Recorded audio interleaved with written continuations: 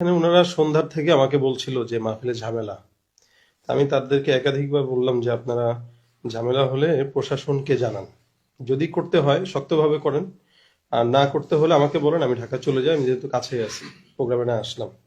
তারা জানাচ্ছে বলে বলে মোটামুটি আধা ঘন্টা আমি হিয়াকু বাজারে অবস্থান করছি। এর ভিতরে অনেক মানুষ জড়ো হয়ে গেছে আমাকে দেখে, ওনারাও মাহফিলের যে দিকে যাবে, তারা বলতেছে চলেন, কোনো সমস্যা হবে না।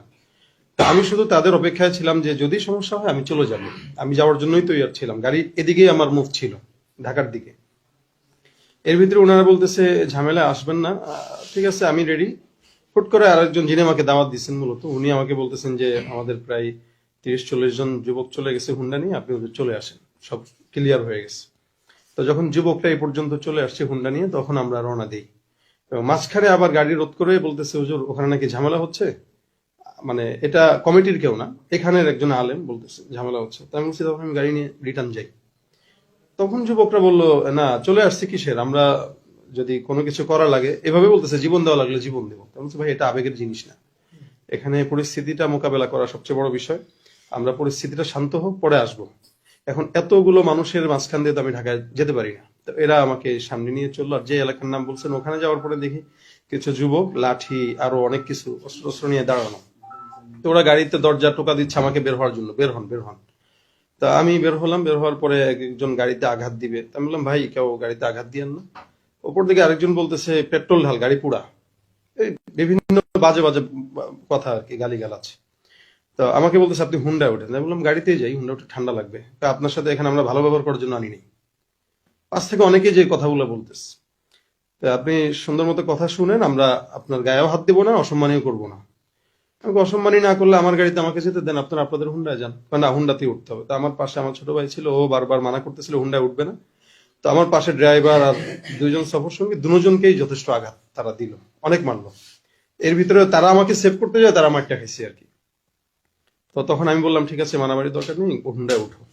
এর ভিতরে হুন্ডায় উঠলাম, আরেক জায়গায় এসে একটু ব্যাকে আসলো, এসে একটা জঙ্গলের রাস্তা দিয়ে নিয়ে গেল আর কি। তা আমি বললাম ভাই এদিকে কোথায়, আপনারা এমন জায়গায় বসেন যেখানে মানুষ আছে।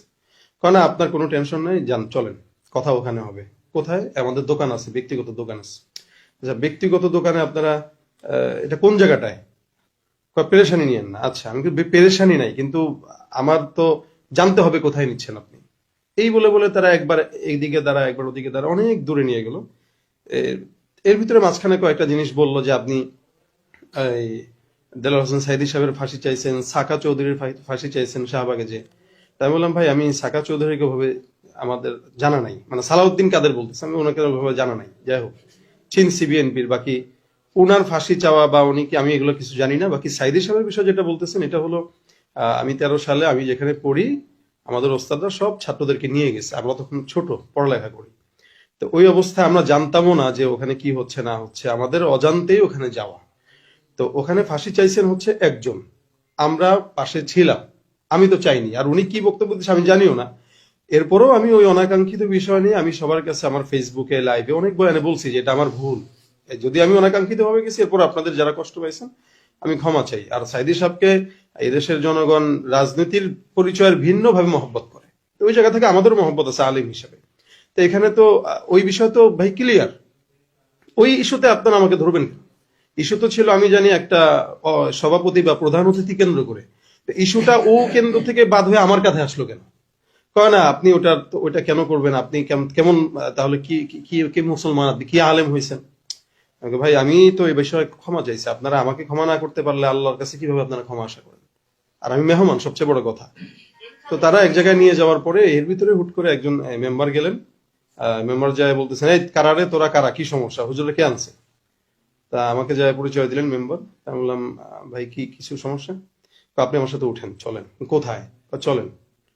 তা ওনার হুন্ডাতে আমরা আবার দুজন উঠলাম। উনি পরে ওদেরকে কারা কারা আসছে চিনেন? ভাই আমি তো একা নতুন, তো কারো চিনি না। ঠিক আছে চলেন, আমি দুঃখিত আপনার এই কাজের জন্য। তা উনি আমাদেরকে এখানে নিয়ে আসলো, পরে আমাদের প্রশাসনের ভাইদেরকে দেখলাম, ওনারা এখানে আনলেন। সেক্ষেত্রে আপনাকে কোন ধরনের শারীরিক আঘাত আমাকে করেন, ওই যে বললাম আমাকে ঠেকাইতে গেছে, মানে আমার যারা ওরা ঠেকাইতে যে ওরা আমাকে গেছে।